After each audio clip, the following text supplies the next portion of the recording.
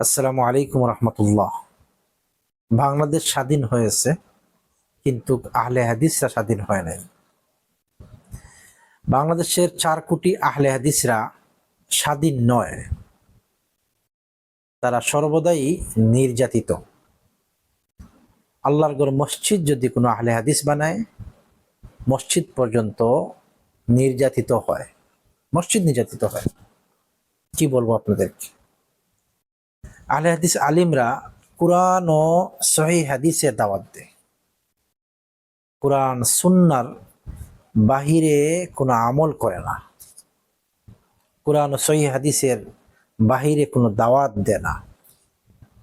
কিন্তু তারা বাংলাদেশে স্বৈরাচার শাসক আওয়ামী লীগের সময় নির্যাতিত ছিল, বর্তমান সময়ে ডক্টর ইউনূসের সময়ও নির্যাতিত।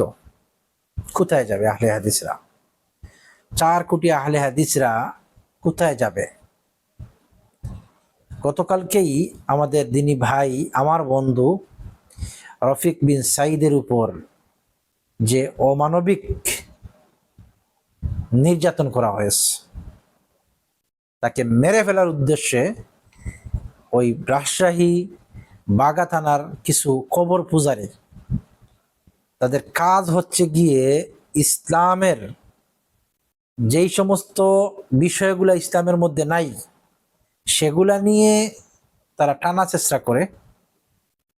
মিলাদ নিয়ে, কিয়াম নিয়ে, পীর পূজা নিয়ে, কবর পূজা নিয়ে এই সমস্ত জাহিল পন্থীরা গতকালকে আমাদের ভাই রফিক বিন সাইদের উপর আক্রমণ করেছে। আমরা তার প্রতিবাদ ও নিন্দা জানাচ্ছি।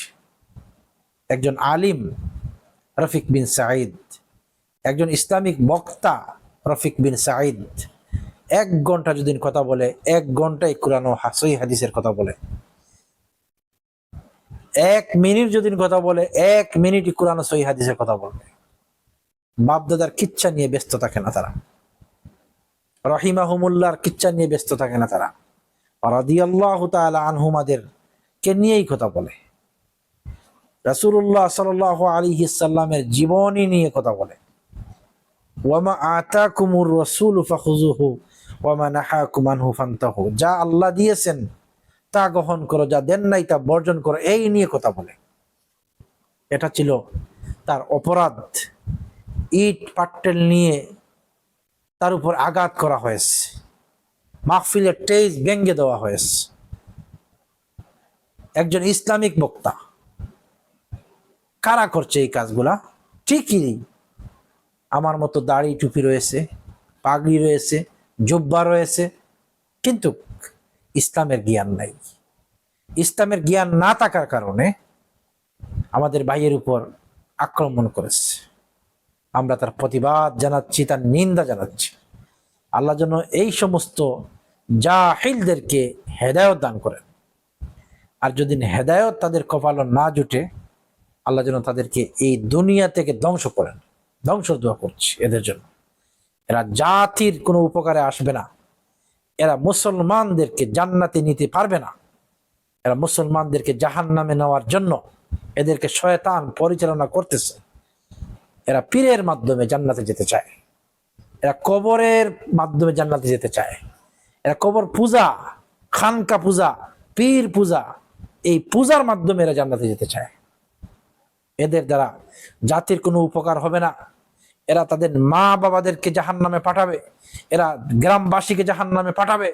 এদের কারণে সমাজ নষ্ট হবে, এদের কারণে সমাজের মানুষ জাহান্নামে যেতে পারে, এদের কারণে মানুষ উরুস শুনে, এদের কারণে মানুষ আপনার বাউল গানের সাথে জড়িত হয়, এদের কারণে মানুষ আপনার পীরের কাছে গিয়ে মুরিদ হয়, এদের কারণে মানুষ হাতের মধ্যে তাবিজ লাগায়, গলার মধ্যে তাবিজ লাগায়, এদের কারণে মানুষ ইসলামের মধ্যে যেতটুকু নাই সেইটুকু তারা আমল করে।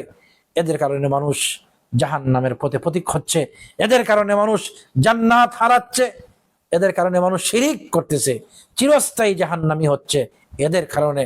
সেই জন্য এরা কোনো জাতির কোনো উপকারে আসতেছে না, এরা জাতিকে জাহান্নামে নেওয়ার জন্য কাজ করছে।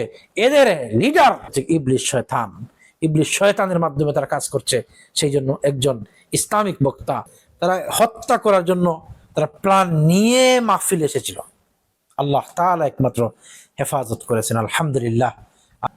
আমরা পুলিশ ভাইদেরকে ধন্যবাদ জানাচ্ছি, তারা তখন সেই জায়গাতে অবস্থান করেন, সেই জন্য আল্লাহ তাআলা তাদেরকে বিনিময় দান করেন। পুলিশ ভাইদের প্রতি আমাদের শ্রদ্ধা বেড়ে গেল।